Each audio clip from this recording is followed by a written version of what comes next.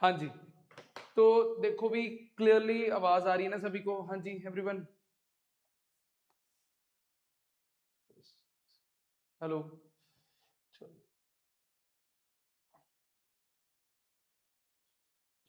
चलो भी ठीक है, यहाँ पे मैं चैट बॉक्स भी खोल लेता हूँ। ठीक है, अब आ जाओ भी। देखो आज अभी मैंने जो क्लास रखी है, अब इस क्लास के अंदर मैंने कहा दोपहर को सारे फ्री होंगे, छुट्टियां चल रही हैं, तो ये वाली क्लास के अंदर देखो भी स्टीरियो केमिस्ट्री अपना थोड़ा सा रह गया था, वो कवर कर लेंगे और साथ में अपनी क्वेश्चन प्रैक्टिस जो है स्टीरियो केमिस्ट्री की वो भी डन कर लेंगे। देखो भाई, कल जो अपन ने स्टीरियो केमिस्ट्री करी थी, कल अपन ने क्या किया था? कल अपन ने स्टीरियो केमिस्ट्री के अंदर हमने पढ़ा था कि न्यूमैन, प्रोजेक्शन, फिशर और साथ में क्या पढ़ा था? साहोर्स। और एक पढ़ा था अपने क्या? Wedge and dash. ये चार अपने प्रोजेक्शन पढ़ी थी। वेज एंड डैश से फिशर बनाई थी, फिशर से न्यूमैन बनाई थी, न्यूमैन से साहोर्स बनाई थी और साहोर्स से वेज एंड डैश बनानी सीखी थी। ये हमने क्या किया था कल वाली क्लास के अंदर? कल अपने डिस्कस किया था, ये चार चीजें अपने अच्छे से डिस्कस कर ली थी। क्लियरली एवरीवन, ऐसे किया था सभी को, इसमें तो कोई डाउट नहीं है, ये तो अपने कवर अच्छे से कंप्लीट कर लिया था। ठीक है जी, अब नेक्स्ट आ जाइए। नेक्स्ट आज अपन ने क्या कर रहे हैं? अब यहां पर अगर अपन चले, नेक्स्ट हमारे पास जो वर्ड आता है नेक्स्ट इज एपीमर्स। नेक्स्ट हमारे पास क्या आता है? एपीमर्स। देखिए एपीमर्स की अगर मैं बात करूं, एपीमर्स होते क्या है? देखो एपीमर्स क्या होंगे? डायास्टीरियोमर्स होंगे। डायास्टीरियोमर्स का मतलब उनके बीच में मिरर इमेज रिलेशनशिप नहीं होएगा। ठीक है, इसके अंदर क्या हो गया? कॉन्फ़िगरेशन का फर्क होएगा किसी भी एक स्टीरियो सेंटर के ऊपर। यानी कि हमारे पास एपीमर्स क्या है? Are the diastereomers. पहली बात डायास्टीरियोमर्स है which differs in the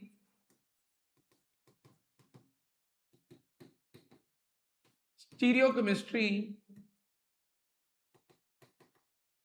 at any one stereo center। किसी एक स्टीरियो सेंटर के ऊपर उनके अराउंड जो ग्रुप्स की पोजीशन है वो क्या करेगी? डिफर करेगी। उसे आप क्या नाम दे देते हैं? उसे हम नाम देते हैं क्या? That is called as the epimers. उन्हें अपन नाम देंगे क्या?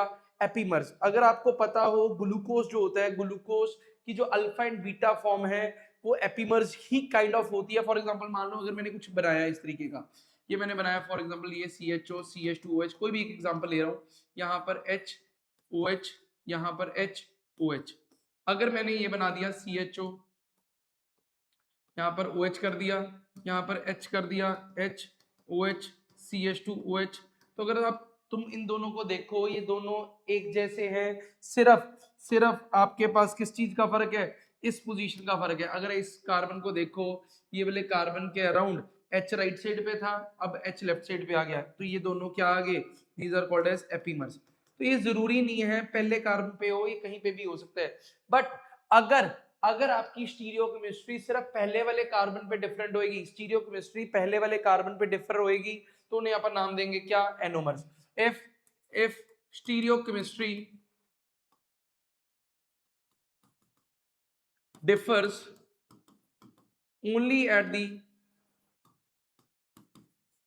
first carbon atom, first chiral carbon, that is called as the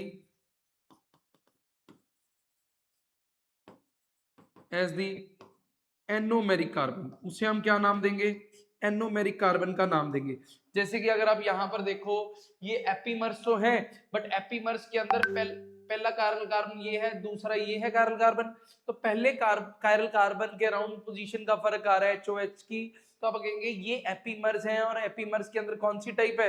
ये एपीमर्स के अंदर एनोमेरिक टाइप है। ये कार्बन कौन सा है? एनोमेरिक कार्बन है। क्लियर? हाँ जी, क्लियर एवरीवन? इसमें कोई डाउट या कंफ्यूजन किसी भी तरीके की? हाँ जी, क्लियर है जी। एपीमर्स एनोमर्स क्लियर है एवरीवन? एपीमर्स और एनोमर्स क्लियर है? हाँ जी, हो जाएगा, हो जाएगा, बताइए। रिपीट करूं पूजा जी?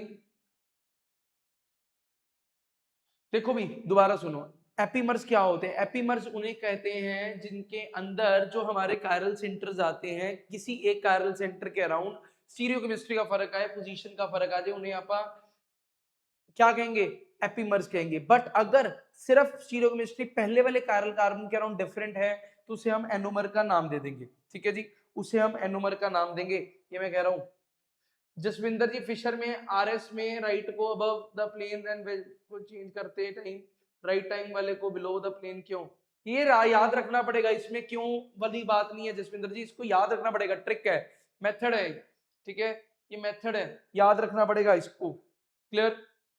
हाँ जी, चले मी, देखो अब आ जाओ यहां, देखो अगर मैंने ये बनाया CHO, यहाँ OH H H OH OH H OH H CH2 OH, इधर देखिए CHO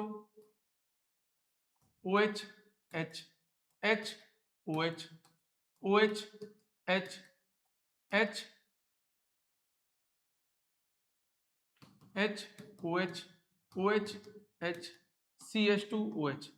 अब मेरे को बताइए दोनों आपस में क्या है, ये दोनों आपस में क्या होंगे? हाँ जी एवरीवन बताइए, ये दोनों आपस में क्या होंगे? हाँ जी, ये दोनों आपस में क्या होंगे एवरीवन? ये दोनों आपस में क्या होंगे? एक एपीमर पढ़ा है, क्या एनोमर पढ़ा है? दोनों आपस में क्या होंगे? चैट बॉक्स में लिखिए जल्दी जल्दी। बोथ आर क्या? बोथ आर क्या? बोथ आर क्या? हाँ जी, बोथ आर क्या? एपीमर्स। तो यहां देखो वेरी गुड, एपीमर्स। ये पहला कायरल कार्बन, ये दूसरा कायरल कार्बन, ये तीसरा कायरल कार्बन, चौथा कायरल कार्बन, ये भी पहला, दूसरा, तीसरा, चौथा, पहले के राउंड सेम, दूसरे के राउंड सेम, तीसरे के राउंड क्या है? डिफरेंट अरेंजमेंट है। तो इसका मतलब ये दोनों क्या है? ये दोनों क्या है? एपीमर्स है। और अगर मैं इसके अंदर थोड़ा सा बात करूं, ये ग्लूकोज बनाया है मैंने, और अगर ग्लूकोज के चौथे कार्बन के ऊपर 1 2 3 4 चौथे कार्बन के अराउंड स्टीरियोकेमिस्ट्री डिफरेंट कर दी जाए तो जो बनता है उसे कहते हैं ग्लैक्टोज। क्या कहते हैं? ग्लैक्टोज। बाकी बायोमोलिक्यूल्स में जाके बताऊंगा। ये क्या बना है मेरा? ग्लैक्टोज बना है। बोलो क्लियर? अब यहां पर देखना, ग्लूकोज के अंदर अगर पहले कार्बन के अराउंड OH राइट साइड पे है तो इसे कहते हैं अल्फा डी ग्लूकोज। क्या कहते हैं? Alpha D glucose. अब यहां देखना भी मैं क्या करूं, इधर देखिएगा सारे, इधर देखो, एक मैंने बनाया CHO H OH H OH OH H H OH, नीचे CH2OH। अब यहां देखिए भाई, ये और ये दोनों आपस में क्या है? ये दोनों आपस में क्या है? आंसर लिखिए चैट बॉक्स के अंदर, आंसर लिखिए क्या है दोनों आपस में? दोनों आपस में क्या है? चैट बॉक्स में लिखिए एवरीवन, दोनों आपस में क्या है?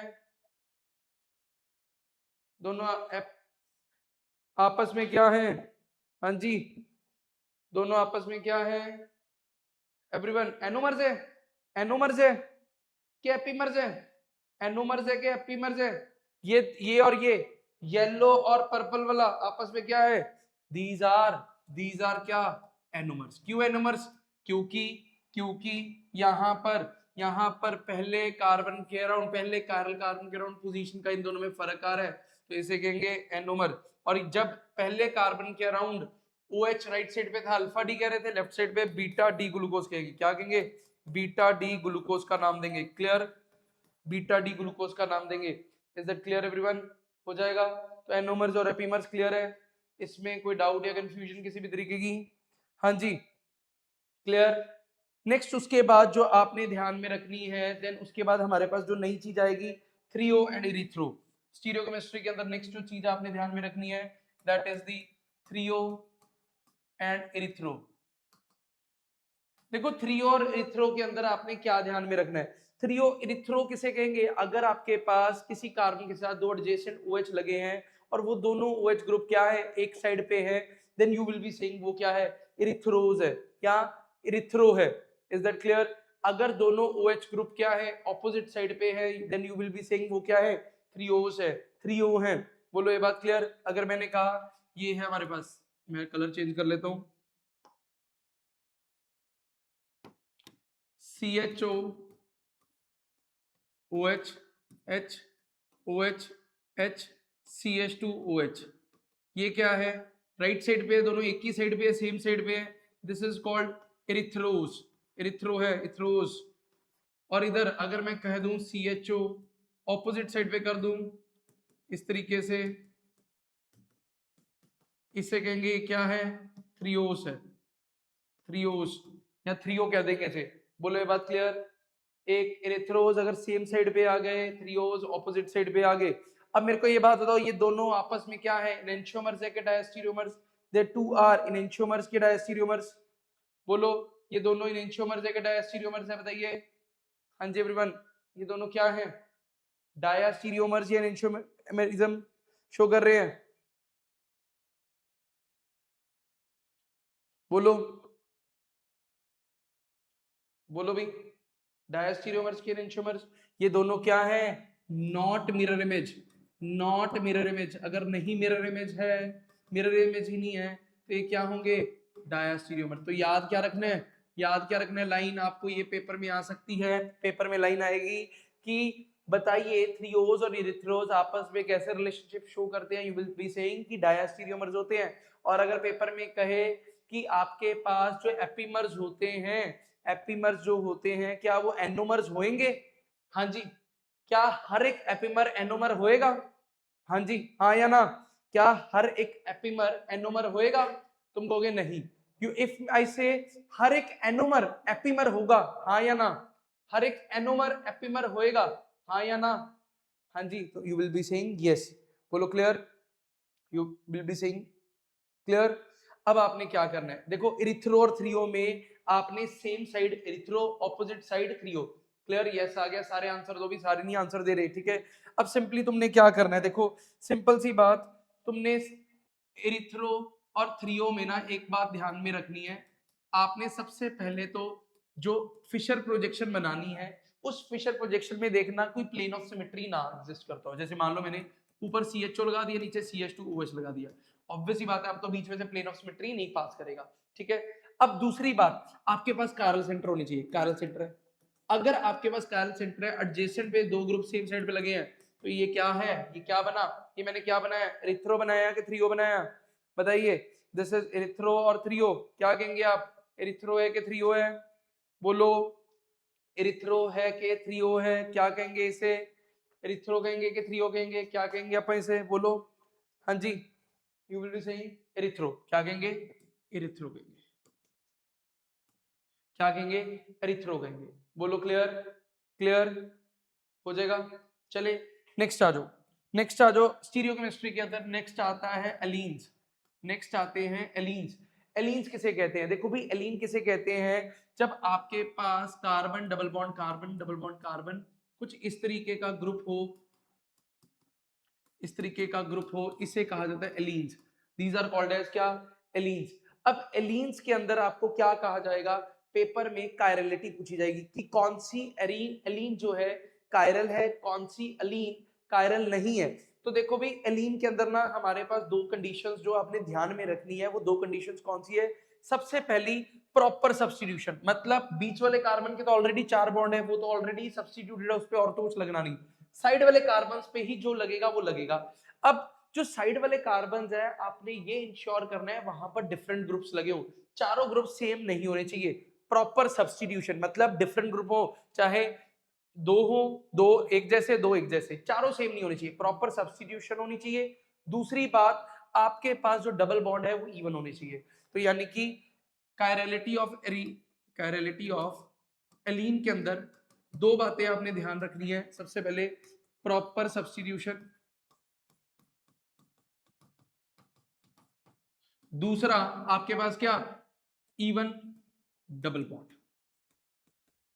Even number of double bonds. देखो भाई प्रॉपर सब्स्टिट्यूशन का मतलब है all the four attach substituents should not be same, not be same for proper substitution, for consider to be proper properly substituted.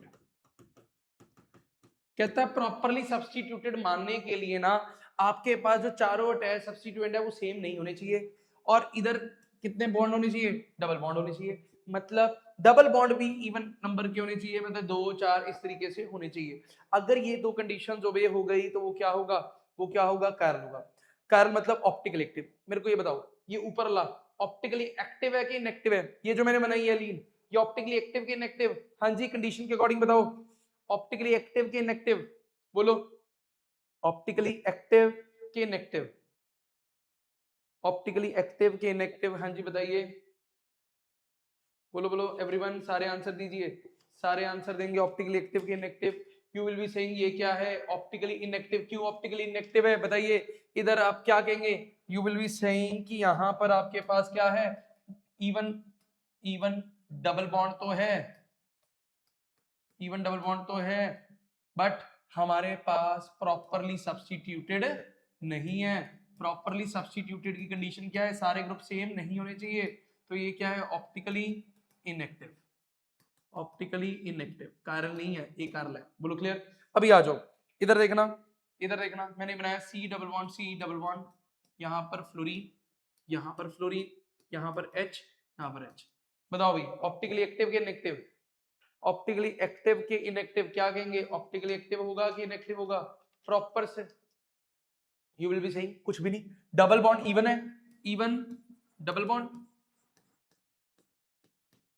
और डिफरेंट ग्रुप है, सारे same नहीं है, प्रॉपर सब्स्टिट्यूशन। ये भी सही, ये भी सही, ये क्या है, ऑप्टिकली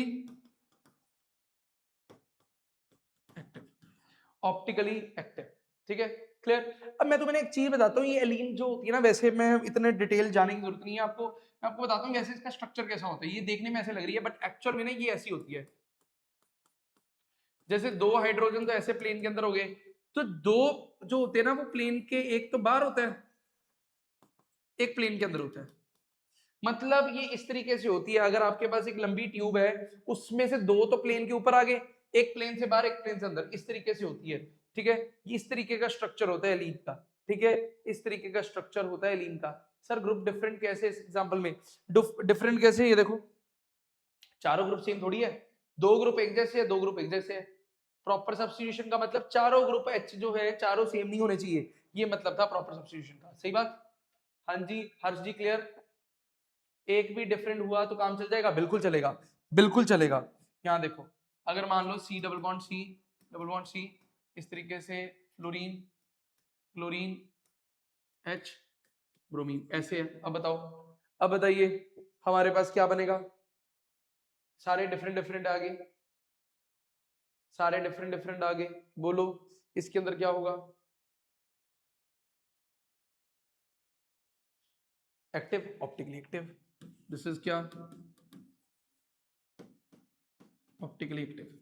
ये क्या है, ऑप्टिकली एक्टिव है। बोलो क्लियर? हाँ जी एवरीवन, चलो आ जाओ। अब यहां देखना, अब यहां देखो भी, एक मैं एग्जांपल और करवाता हूं। यहां देखो, मैंने C double bond C H CH3,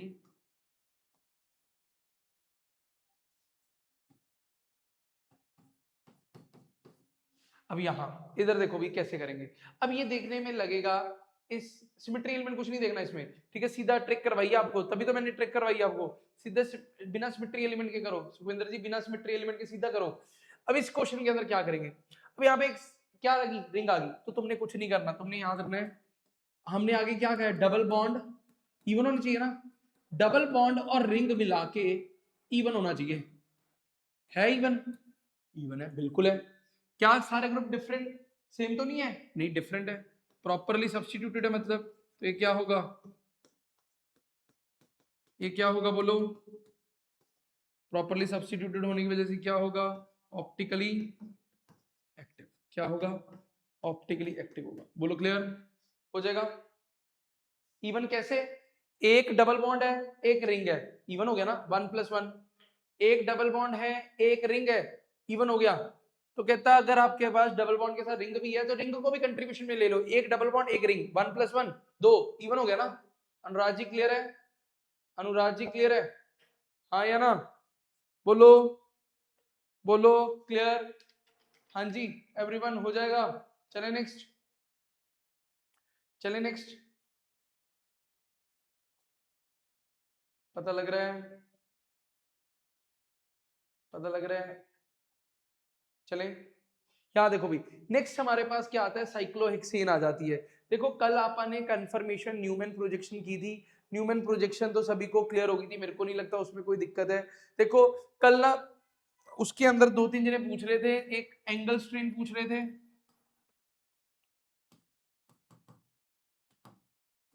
एक टॉर्शनल स्ट्रेन पूछ रहे थे, शायद किसी ने पूछा था, आप ही के बैच में किसी ने पूछा था मेरे को लगता है, एंगल स्ट्रेन और टॉर्शनल स्ट्रेन। और एक और स्ट्रेन होती है जो पूछी नहीं, आवाज नहीं आ रही, आवाज नहीं आ रही, आ रही होगी भाई, आ रही होगी आवाज। एक होती है वेंडरवॉल स्ट्रेन।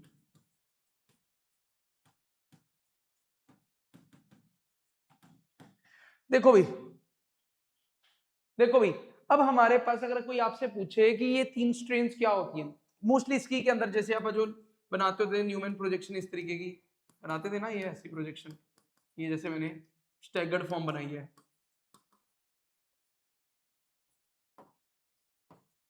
ये एंगल स्ट्रेन क्या होती है। देखो कोई भी डेविएशन, अगर जो नॉर्मल बॉन्ड एंगल है, कोई भी नॉर्मल, मान लो फॉर एग्जांपल इक्लिप्स के अंदर बात करें, इक्लिप्स के अंदर बॉन्ड एंगल क्या है, दोनों के बीच में जीरो, उससे अगर मैं थोड़ा सा भी डेविएट करता हूं, उसे कहते हैं एंगल स्ट्रेन, यानी कि deviation from normal bond angle. जो नॉर्मल बॉन्ड एंगल है उससे जब आप डेविएट करते हैं, जो हमारे पास स्ट्रेन आती है उसे क्या कहा जाता है, उसे हम कहते हैं एंगल स्ट्रेन। क्लियर। देन उसके उसके बाद हमारे पास आती है टॉर्शनल स्ट्रेन। देखो टॉर्शनल स्ट्रेन के अंदर अगर बात करें किससे, स्टैगर्ड जो कन्फर्मेशन होती थी, देखो हमें पता है कि स्टैगर्ड जो होती है ज्यादा स्टेबल होती है, तो स्टैगर्ड से जो डेविएशन होगी वो होगी torsional. Deviation from staggered conformation,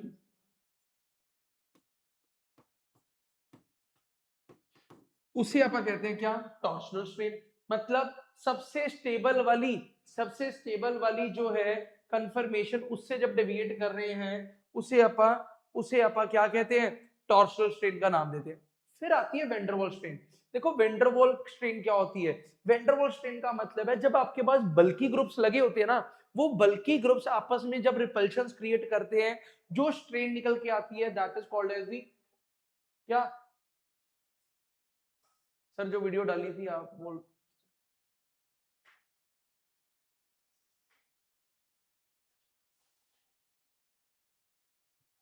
देखो वेंडरवॉल स्ट्रेन जो होती है वो किसकी वजह से, अटैच ग्रुप की वजह से। अगर बल्की ग्रुप्स आपके पास लगे हैं, वो बल्की ग्रुप जो रिपल्शंस लगाएंगे, that is called the Van der Waals strain. तो तीन स्ट्रेन क्लियर हुई। हाँ जी एवरीवन, करनी है कमल, करनी है वीडियो, ठीक है। हाँ जी क्लियर हुआ।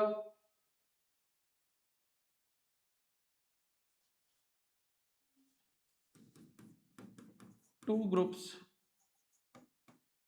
which are not binded to each other but they interact with each other, so the strain occurs is called van der Waals strain। उसे आप क्या कहते हैं, वेन डर वाल्स स्ट्रेन का नाम देते हैं, ठीक है जी। उसे हम नाम देते हैं वेन डर वाल्स स्ट्रेन। अब ये स्ट्रेन कौन सी होएगी, मतलब किसकी वजह से होएगी, या तो साइज बहुत बड़ा है या पोलैरिटी बहुत है, मतलब एक ग्रुप दूसरे ग्रुप को अट्रैक्ट कर रहा है। जैसे मैंने, अगर आपको याद हो, ये करवाई थी, इधर देखो, इधर आपको यहाँ देखो मैंने करवाया था, इथाइलिन ग्लाइकोल की कंफर्मेशन करवाई थी।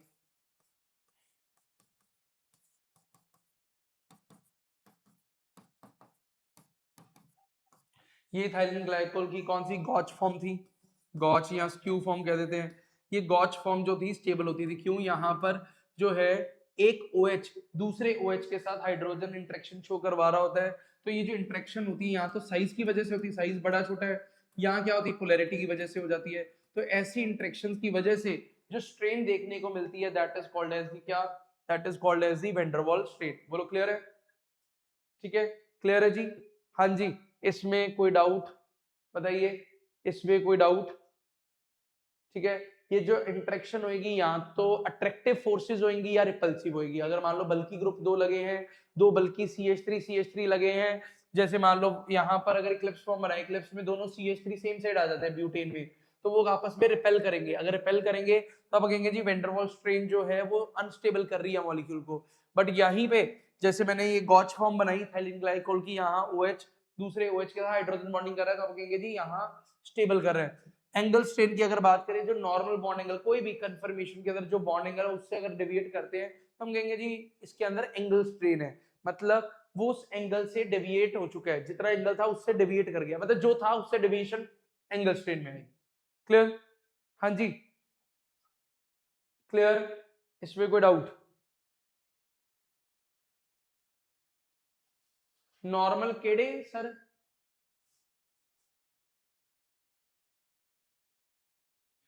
नॉर्मल केड़ा? नॉर्मल जो भी आप कंफर्मेशन तुम्हारे पास है उस एंगल से डेविएट करवाना उसको कहते हैं नॉर्मल से डेविएशन। ठीक है, नॉर्मल फॉर्म कोई भी जो तुम स्टडी कर रहे हो वो नॉर्मल फॉर्म, ठीक है, वो नॉर्मल फॉर्म। क्लियर? बोलो इसमें कोई डाउट? नॉर्मल बॉन्ड एंगल से डेविएशन,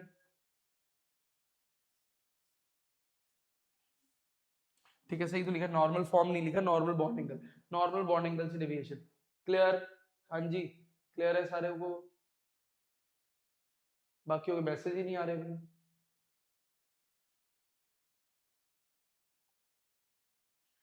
कैमराज ऑन करना, कैमराज। भारती जी कल क्लास लगाई थी आपने? नहीं लगाई? कैमराज ही नहीं ऑन सभी के।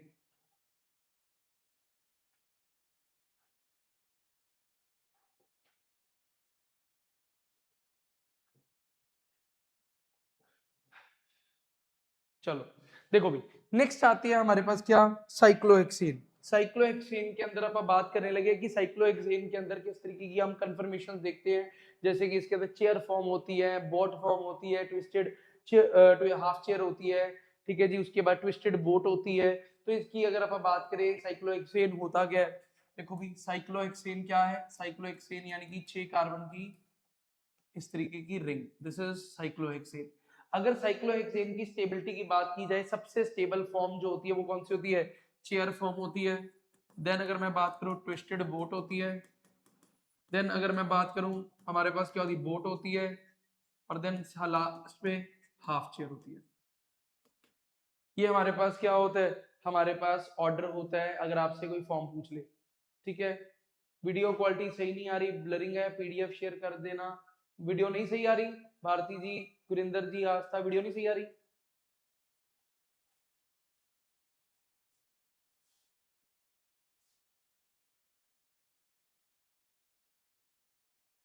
सही है, वो इंटरनेट की वजह से, ये थोड़ी बहुत अगर इशू आ रहा है वो इंटरनेट की वजह से होएगा, वैसे नहीं कोई दिक्कत।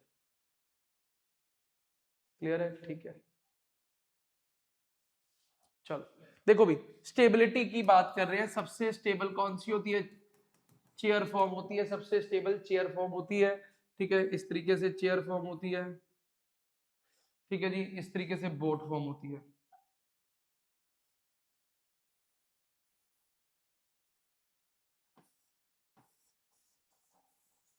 ये मेन दो फॉर्म ध्यान में रख लो, ये दो फॉर्म्स आपने ध्यान में रखनी है, चेयर फॉर्म और बोट फॉर्म। ठीक है, सबसे stable chair, then twisted boat, boat, half chair, ये इनका ऑर्डर है। अब इसके अंदर ध्यान में क्या रखना है, देखो भी इसके अंदर ध्यान में जो बात रखनी है, यहाँ पे देखिए, ये मान लीजिए मैंने फॉर्म बनाई।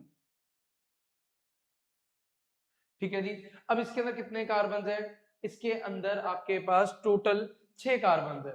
अब हर एक कार्बन पे दो चीजें लग सकती है, जैसे मान लो फॉर एग्जाम्पल ये और ये, जैसे मान लो ये वर्टिकल पोजीशन, एक्सियल पोजीशन, ये इक्वेटोरियल पोजीशन, ये क्या बन रही, एक्सियल इक्वेटोरियल।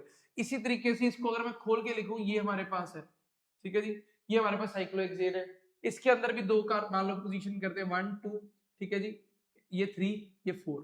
देखो भी, अब एक चीज मैं इसके अंदर बड़ी अच्छी करवाने लगा हूं, इसके अंदर क्वेश्चन आएगा सिस और ट्रांस का, यानी कि वो पेपर में आपको साइक्लोहेक्सेन की ये चेयर फॉर्म बना के देगा, उसके अंदर आपके एक्सियल और इक्वेटोरियल पे ग्रुप्स लगे होंगे, वो पूछेगा बताओ ये सिस फॉर्म है ये ट्रांसफॉर्म है।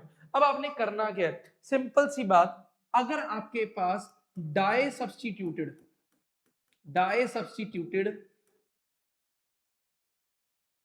टीईडी साइक्लोहेक्सेन है, डाई सब्स्टिट्यूटेड साइक्लोहेक्सेन है, तो आपने क्या कर रहे हैं, अगर तो 1-2 पोजीशन पे दो ग्रुप्स लगे हुए, 1-2 पोजीशन पे दो ग्रुप्स लगे हैं, तो सिस कौन सा होगा, सिस कौन सा होगा, एक्सियल इक्वेटोरियल वाला, एक पहला वाला एक्सियल पे लगा है, दूसरा इक्वेटोरियल या इक्वेटोरियल एक्सियल वाला, और ट्रांस कौन सा होगा, या तो दोनों एक्सियल पे लगे हो या दोनों इक्वेटोरियल पे लगे हो। बोलो ये बात क्लियर, ये बात क्लियर, हाँ जी। अब बात करते हैं 1-3 डाई सब्स्टिट्यूटेड है, अगर 1-3 डाई सब्स्टिट्यूटेड होएगा तो क्या करना है आपने, देखिए भी क्या करेंगे आप, जस्ट एक सेकेंड, क्या करेंगे आप, यहां पर आपने सिंपली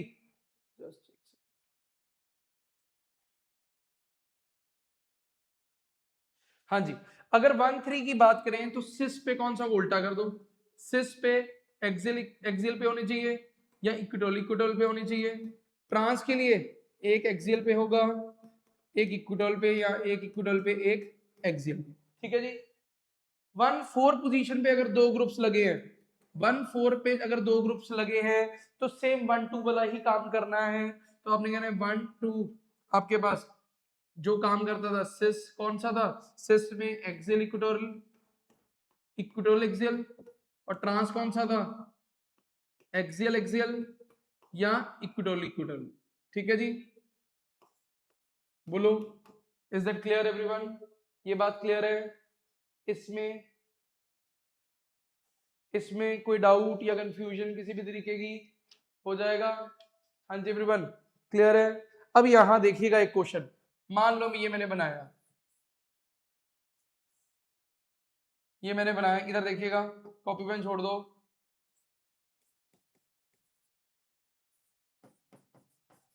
ये क्या है बताइए, ये क्या है आपस में बताना है, जल्दी जल्दी बताइए, ये क्या होंगे, ये एक्सियल, ये सिस बनाया है कि ट्रांस बनाया है, but you will be saying cis है कि ट्रांस है, बोलो ये सिस होगा कि ट्रांस होगा, बोलो बोलो एवरीवन, बताइए बताइए जल्दी, सिस है कि ट्रांस है, सिस होगा कि ट्रांस होगा, जस्ट जल्दी जल्दी बता दीजिए, क्वेश्चंस और देखता हूं मैं, और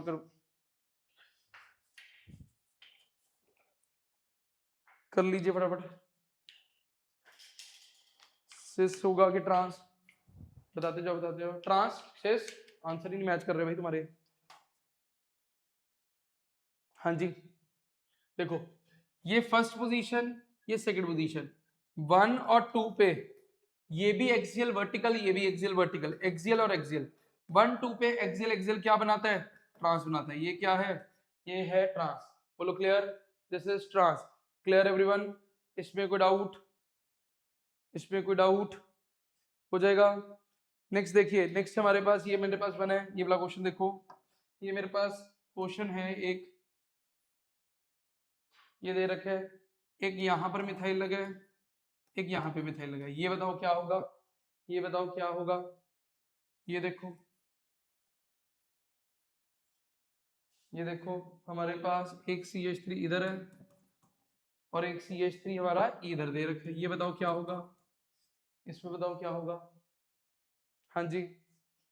फिर एक ऐसे कीजिए, ये हमारे पास मिथाइल इधर और एक मिथाइल इधर, ये करो क्या करेंगे, हाँ जी क्या करेंगे बताओ, जल्दी जल्दी एवरीवन,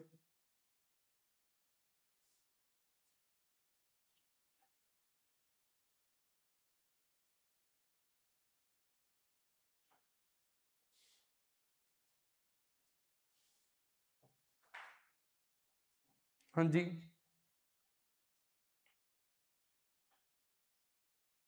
बताइए जल्दी जल्दी,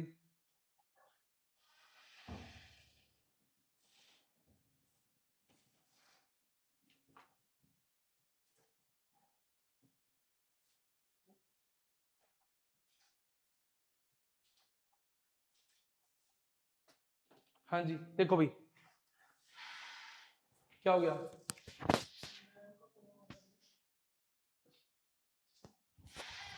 हाँ जी, याद देखो भी, ये 1, ये 2, ये 3, 1 और 3 पे सेम ग्रुप सेम साइड पे एक्सियल एक्सियल क्या बनेगा?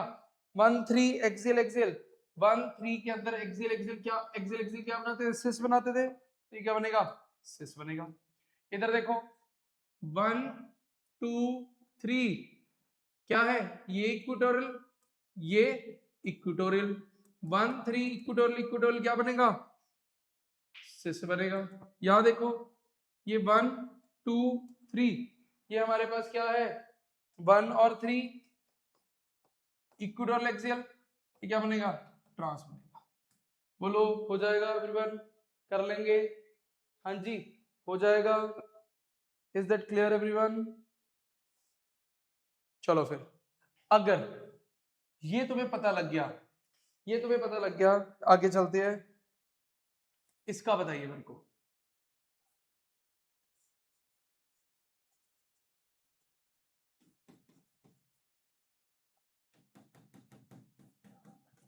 ये क्या होगा? एक्सियल की इक्वेटोरियल। ये क्या होगा? एक्सियल की इक्वेटोरियल।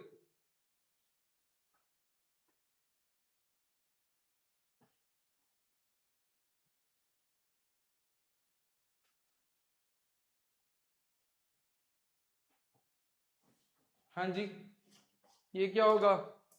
एक्सियल की इक्वेटोरियल। ध्यान से सोच के बताना, जल्दी जल्दी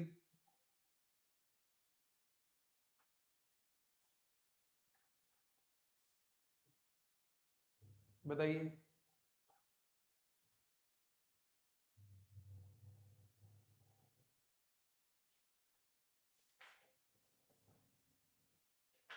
देखो भाई, यहां पर क्या है? सेम साइड पे नहीं है, सेम साइड पे नहीं है, तो इसका मतलब क्या होगा? एक एक्सियल होएगा, एक इक्वेटोरियल होगा, दोनों का फेस डिफरेंट होएगा, एक in the plane out the plane.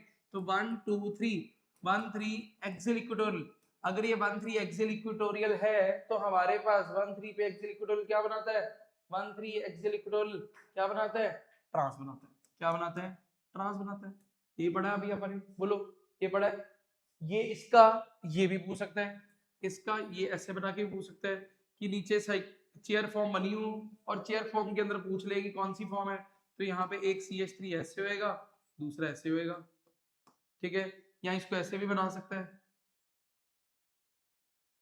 ये CH3 इधर है, ये ऐसे है, तो ये दोनों इसी को रिप्रेजेंट कर रही हैं। बात समझ आई? बोलो बात समझ आई? इसमें कोई डाउट, कोई कंफ्यूजन किसी भी तरीके की? हाँ जी बोलो। हाँ जी क्लियर। अब यहाँ पर हमारे पास अगर बात करें, हमारे पास अगर अपन बात करें स्ट्रेन्स की, देखो हमने क्या कहा? चेयर फॉर्म सबसे ज्यादा स्टेबल है, देन किससे? बोट फॉर्म से। दो मेन फॉर्म जो है चेयर और बोट फॉर्म ही होती है। तो चेयर फॉर्म जो होती है उसके अंदर कोई एंगल स्ट्रेन नहीं है, कोई आपके पास टॉर्शनल स्ट्रेन नहीं है, और कोई ना तो ही कोई क्या है? फ्लैग पोल इंटरेक्शन। फ्लैग पोल इंटरेक्शन का मतलब होता है जो किनारे हैं, किनारों के अंदर रिपल्शन नहीं है। क्यों? क्योंकि हमारे पास क्या होता है? चेयर फॉर्म के अंदर ऑपोजिट है, तो कोई फ्लैग पोल इंटरेक्शन नहीं है। तो यहाँ पे देखो भी, अगर मैं चेयर बना दूं, यहाँ पे देखना, ये मैं बनाता हूँ चेयर, ये मैं बनाता हूँ क्या? Boat. This is chair form, ये है बोट फॉर्म, ठीक है जी। हमारे पास एंगल स्ट्रेन की बात करें, एंगल स्ट्रेन की बात करें, टॉर्शनल स्ट्रेन की बात करें और फ्लैग पोल इंटरेक्शंस की बात करें,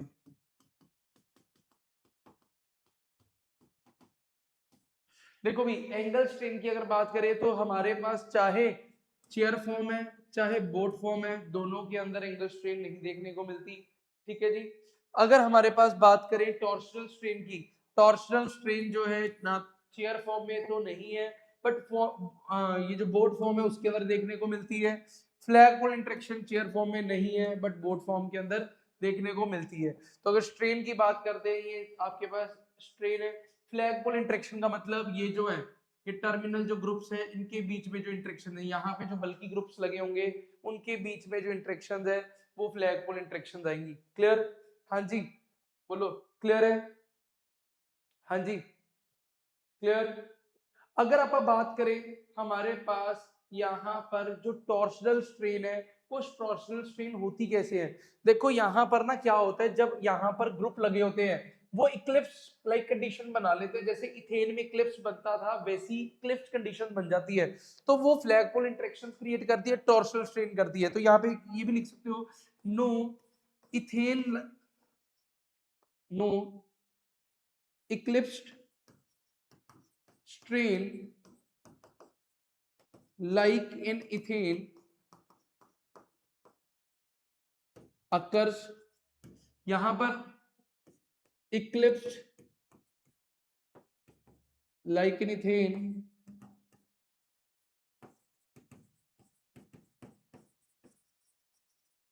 conformation rises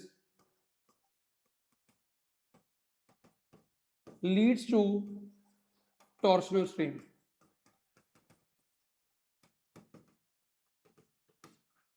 उसकी वजह से क्या होती है, टॉर्शनल स्ट्रेन की तरफ अपन लीड कर जाते हैं। ठीक है, तो ये आपने ध्यान में रखनी है, या टॉर्शनल स्ट्रेन उससे हो जाती है, दो इक्लिप्स क्या हो जाते हैं, इथेन कंडीशंस बन जाती हैं। तो इसका मतलब यहाँ से लिख लो, to eclipse ethane like conditions हमारे पास बन जाती हैं जो हमें टॉर्शनल स्ट्रेन की तरफ धकेल देती है, बना देती है। बोलो ये बात क्लियर? अब मैं आपके सामने एक स्ट्रक्चर बना रहा हूँ, स्ट्रक्चर को आप बताना कि कौन ज्यादा स्टेबल है। यहाँ देखिएगा, यहाँ देखिएगा चेयर फॉर्म बना रहा हूँ, यहाँ देख के मैंने ये निकाला था, यहाँ पे मैंने आइसोप्रोपाइल ग्रुप लगाया, इधर मैंने C2H5 लगाया, इधर मैंने CH3 लगाया। यहाँ देखिएगा, फिर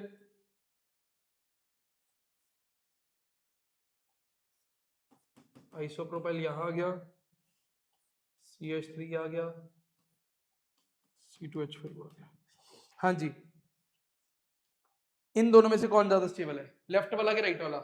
ये लेफ्ट है, ये राइट है, कौन ज्यादा स्टेबल? हाँ जी, कौन ज्यादा स्टेबल, लेफ्ट के राइट? जल्दी जल्दी बताइए, लेफ्ट के राइट? अगला क्वेश्चन मैं ढूंढ के दिखाता हूँ आपको, लेफ्ट के राइट।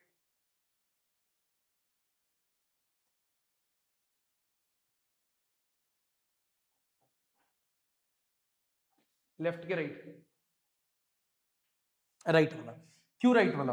यहां देखो भी, हमेशा बल्कि ग्रुप ऑलवेज प्रेफर क्या, इक्वेटोरियल पोजीशन।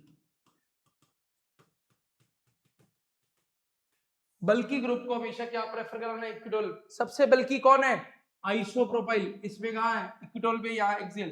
तो स्टेबल कौन है, राइट वाला। क्लियर? स्टेबल कौन है, राइट वाला। Is that clear? अब यहाँ देखिएगा, अगला क्वेश्चन देखो, अगला क्वेश्चन डाल रहा हूं मैं, ये देखिए, इनको अरेंज करना स्टेबिलिटी के अकॉर्डिंग। देखना भी इधर, मिथाइल आइसोप्रोपाइल, फिर उसके बाद मिथाइल, ये फर्स्ट है, ये सेकंड है, आइसोप्रोपाइल, फिर उसके बाद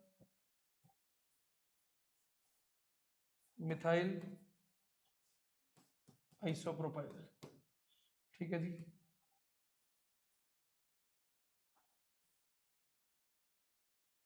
मिथाइल आइसोप्रोपाइल, ये थर्ड, ये फोर्थ। बताओ भी सबसे स्टेबल कौन होएगा, अरेंज करना है, 1 2 3 4 को अरेंज करो भी स्टेबिलिटी के अकॉर्डिंग। कैमरा ही नहीं ऑन आपका भाई, कैसे काम चलेगा, कैमरा ही नहीं ऑन, बताओ, कैमरा ही नहीं ऑन सभी का। जल्दी जल्दी स्टेबिलिटी के अकॉर्डिंग। आईपीआर मतलब आइसोप्रोपाइल ग्रुप है, आइसोप्रोपाइल ग्रुप की बात हो रही है, आइसोप्रोपाइल ग्रुप है।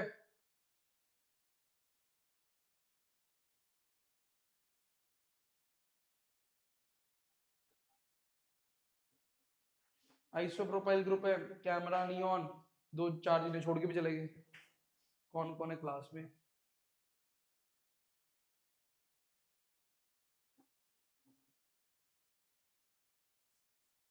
जल्दी जल्दी बताओ।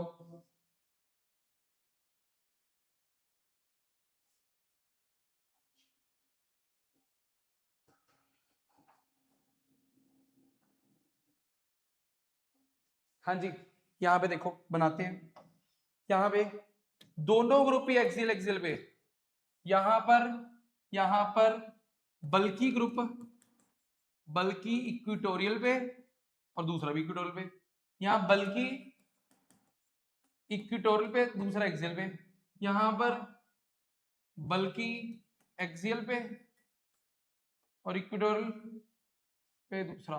ठीक है, अब सबसे स्टेबल कौन होएगा? सबसे स्टेबल कौन सा?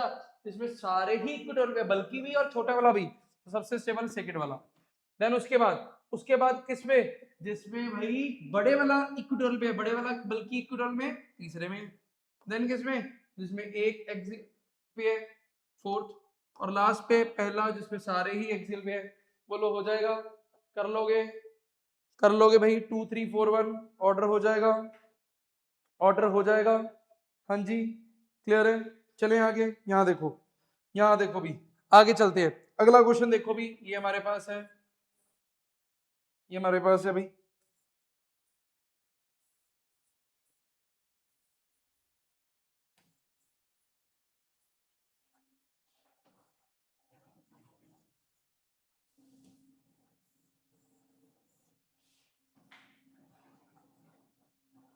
यहाँ देखो, ये मैंने लगाया OH OH OH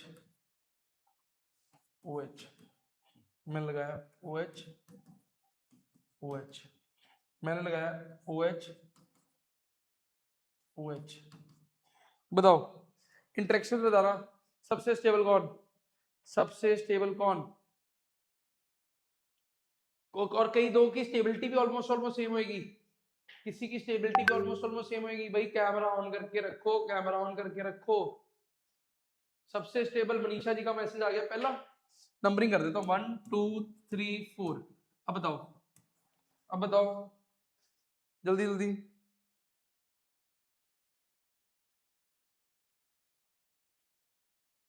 अब बताओ,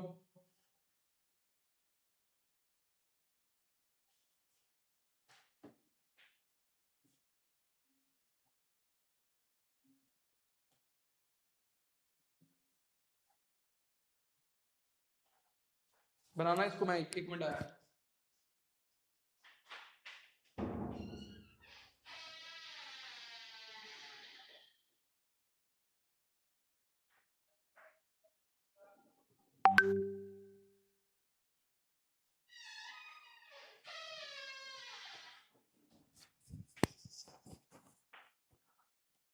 हाँ भाई, बनी बात?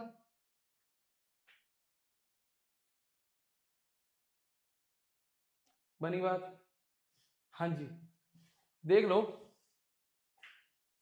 आंसर क्या बता रहे हो। आंसर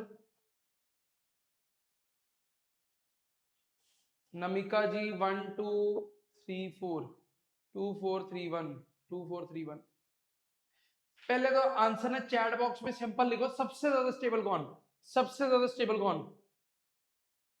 सेकंड वाला। Very good very good very good, सारे आंसर दो सारे, सेकंड वाला। ठीक है जी, यहीं पे गलत हो गए सारे, क्रॉस लगा दो, तुम्हारा सारों का एक एक नंबर कट चुका है। ठीक है भाई, तुम्हें एक चीज याद नहीं है, मैंने तुम्हें बताया था, अभी आज भी बताया, इथाइलिन ग्लाइकोल वाली एग्जांपल। भाई अगर दो OH ग्रुप है, दो OH ग्रुप के बीच में इंटरेक्शन को काउंट नहीं किया तुमने? भाई यहां पर तुमने एक कंसेप्ट तो लगा दिया कि दोनों एक्सियल एक्सियल पे हैं कि अनस्टेबल होएगा। भाई देख भी तो लो, एक्सियल पे है कौन सा?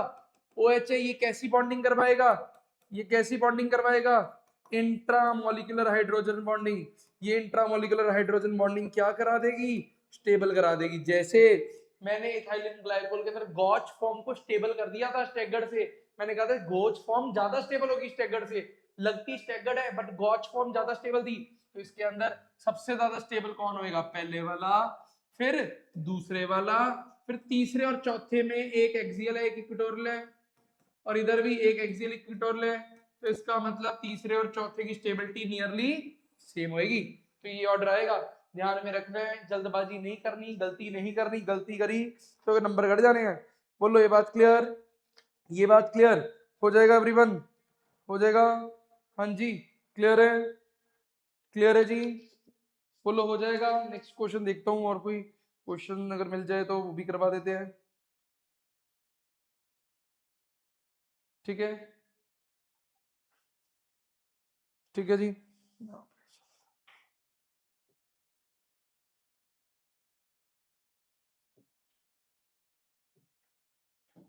हाँ भाई ये भी देख लो, हाफ चेयर और ट्विस्ट बोट, हाफ चेयर और ट्विस्ट बोट का अगर बाई चांस उसने स्ट्रक्चर ही पूछ लिया कि किस तरीके का आता है, तो ये भी ध्यान में रखना ट्विस्ट बोट कुछ इस तरीके की होती है।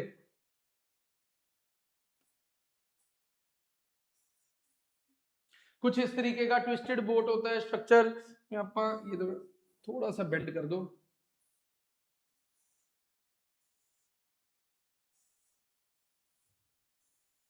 कुछ इस तरीके से, दिस इज ट्विस्टेड बोट।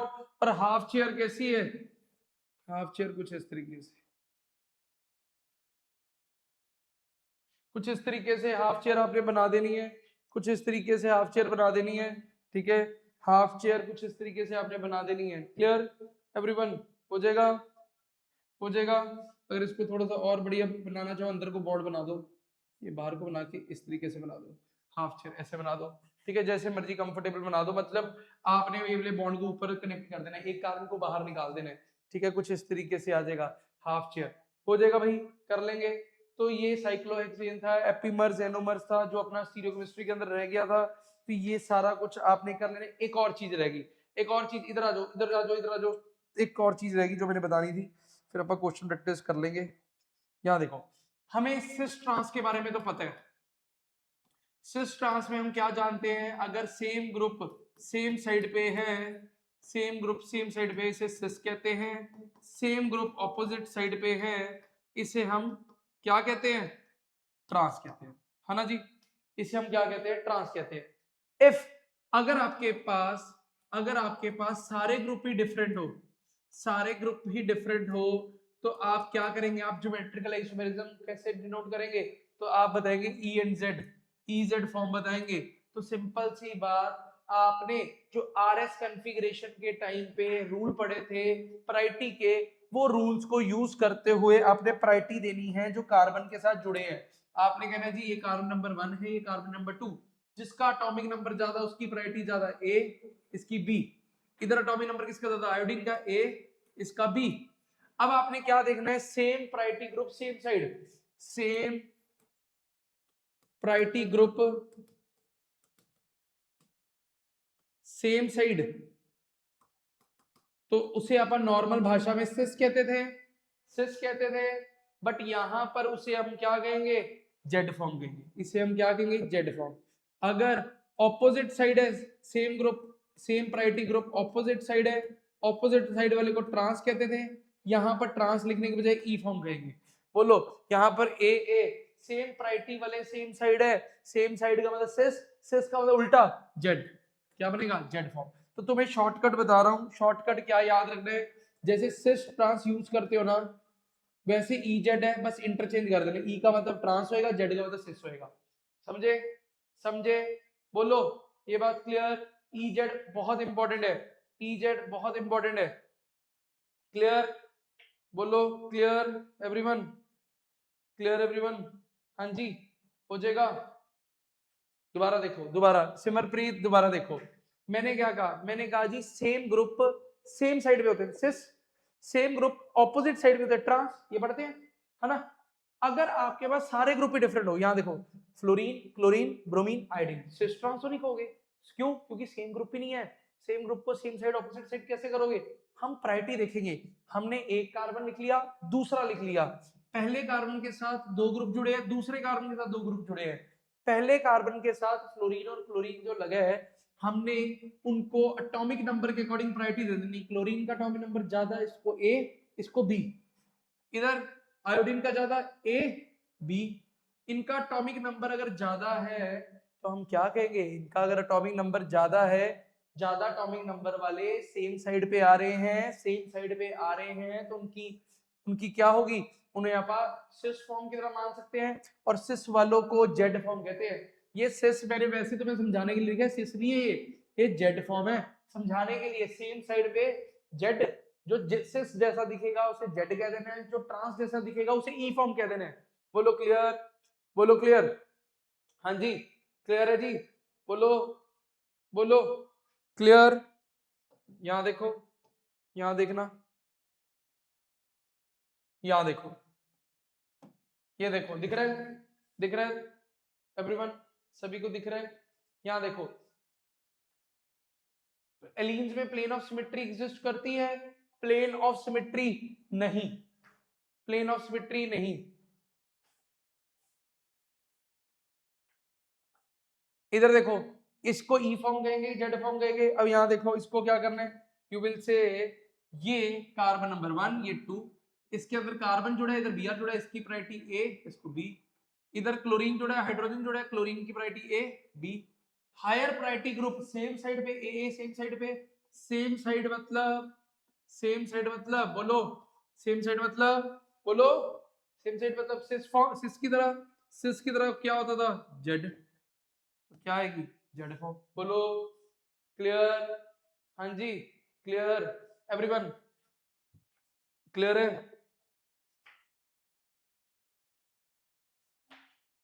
यहाँ देखो, ये देखो, which of the following has E configuration, किसकी ई कॉन्फ़िगरेशन है? हाँ जी एवरीवन, किसकी ई कॉन्फ़िगरेशन दिखाई दे रही है? ई कॉन्फ़िगरेशन किसकी है एवरीवन? ई कॉन्फ़िगरेशन किसकी है इनमें से? बनाना पड़ेगा, बनाना पड़ेगा, बनाना पड़ेगा आपको। ई मतलब क्या होता था? ई मतलब सिखा रखा है आपको। ई मतलब जो ट्रांस की तरह दिखे, ट्रांस की तरह कौन दिख रहा है तुम्हें? ट्रांस की तरह कौन दिख रहा है? यहाँ देखो, इसकी प्रायोरिटी ए, इसकी प्रायोरिटी ए, ये तो ई आ गया, ये ट्रांस की तरह दिख रहा है। इधर देखो, हायर प्रायोरिटी इधर बी आर, इधर हायर प्रायोरिटी सी एल, इधर higher priority B R, higher priority C L same side, इधर higher priority C H three, इधर higher priority C H three same side. ये बी सी डी क्या है? Z form. A वाला क्या है? E form. बोलो क्लियर? समझ आया? भारती जी पता लग रहा है? पता लग रहा है कि नहीं पता लग रहा?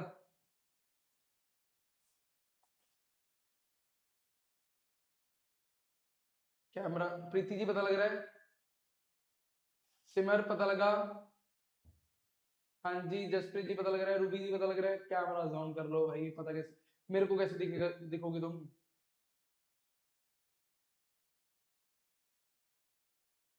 हाँ जी रणधीर जी पता लग रहा है? जसविंदर पता लग रहा है? चलो आ जाओ। हाँ कमल, ठीक है, चले आगे।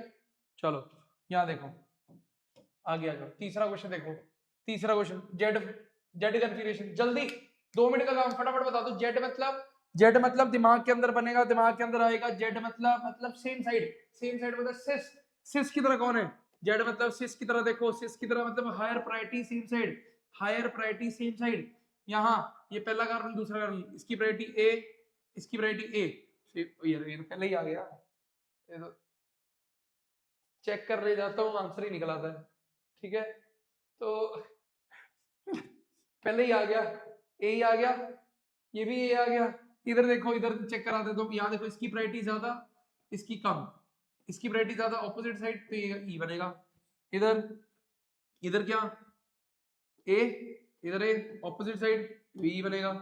ए, ए, ई बनेगा। बोलो क्लियर? बोलो क्लियर?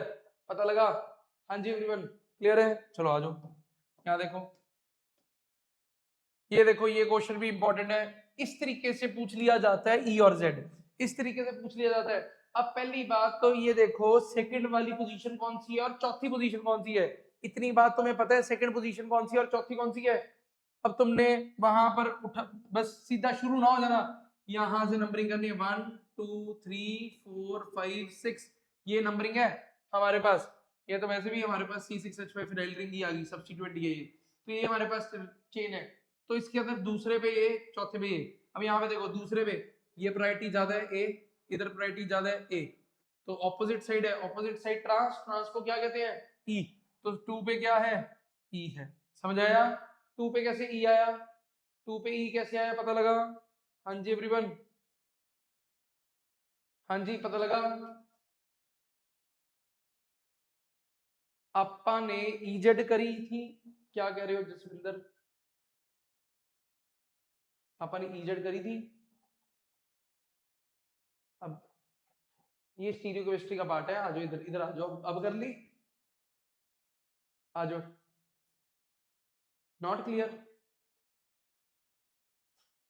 Not clear. इधर देखो, दोबारा देखो। ये हमने क्या किया, ये सेकंड था, ये वाला कार्बन था। इस कार्बन के अराउंड एक COH लगा, एक लगा। COH की वैरायटी ज्यादा ए, इस कार्बन के अराउंड ये सारा बल्कि ग्रुप लगा है, तो इसको भी ए। तो ऑपोजिट साइड है ना, तो ऑपोजिट साइड को ट्रांस ट्रांस वाली फॉर्म क्या होती थी, ई फॉर्म कहते थे। तो 2 पे आ गए ई। चलो फिर आ जाओ, अब इसको साफ सुथरा कर लेना है। यहाँ पे देखो 1 2 3 4 5। अब चौथे में देखो, चौथे में ये सारा बल्कि ग्रुप लगा है ए, और पांचवें में भी ये बल्कि ग्रुप लगा ए। सेम साइड, सेम साइड मतलब जेड, 4 पे जेड, 2E4Z, 2E4Z, यानी कि बी ऑप्शन। बोलो क्लियर? हाँ जी क्लियर, बोलो भी क्लियर है? हाँ जी। आईयूपैक के अकॉर्डिंग ही नंबरिंग करवानी है हमने, अपने अकॉर्डिंग नहीं करवानी। आईयूपैक के अकॉर्डिंग ही नंबरिंग कैसे करनी है हर्ष? नंबरिंग देखो भी, कार्बोक्सिलिक ग्रुप है ना, कार्बोक्सिलिक एसिड है। Carboxylic acid is a king of functional group. जहां से जहां पे लगा होएगा वहीं से नंबरिंग शुरू करवा देनी है आपने। जहां नंबर कार्बोक्सिलिक ग्रुप लगा होएगा वहीं से नंबरिंग शुरू करवा देनी है। क्लियर? हाँ जी, हो जाएगा, हो जाएगा एवरीवन। सिर नहीं पकड़ना, चले।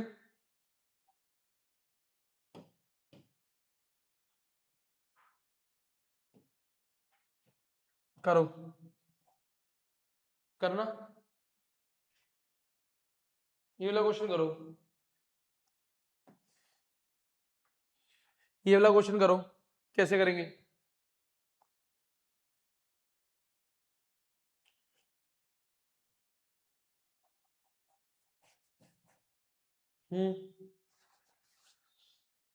यहाँ पे देखो, यहाँ पर हमारे पास डाई सब्स्टिट्यूटेड है। ये क्लोरीन हायर प्रायोरिटी, ये रहा हायर प्रायोरिटी। ये भी इक्विटोरियल, ये भी इक्विटोरियल 1 3 पे, 1 2 3 1 3 इक्विटोरियल इक्विटोरियल। ठीक है, इधर एक एक्सियल पे है, एक इक्विटोरियल पे, 1 3 एक्सियल इक्विटोरियल। बताओ भी, एक्स 1 3 एक्सियल इक्विटोरियल इक्विटोरियल क्या बनाता था? सिस बनाता था। इधर क्या बनाता था? ट्रांस बनाता था। सिस को क्या लिखा है हमने? जेड लिखा है। और ट्रांस को हमने क्या लिखा है? ई लिखा है। ऐसे लिखा है, बोलो ऐसे लिखा है। वही साइक्लोहेक्सेन की कन्फर्मेशन है। तो पहला जेड दूसरा ई, पहला जेड दूसरा ई, अगला चेक कर। ये अच्छा, जेड आ गया, ई आ गया। इधर देख लो, यहाँ पर क्या है? यहाँ पर हमारे पास एक Cl है। ये कैसे करेंगे भाई? इसकी कन्फर्मेशन डाई सब्स्टिट्यूटेड आ गई, ये हमारे पास प्रायोरिटी। अब यहाँ पर देखो CH3 और D में से C की प्रायोरिटी ज्यादा, D की कम, इधर Cl की ज्यादा, इधर कम। तो हम क्या कहेंगे? किसकी प्रायोरिटी Cl की ज्यादा है? Same priority group, same side, same side यानी कि सिस।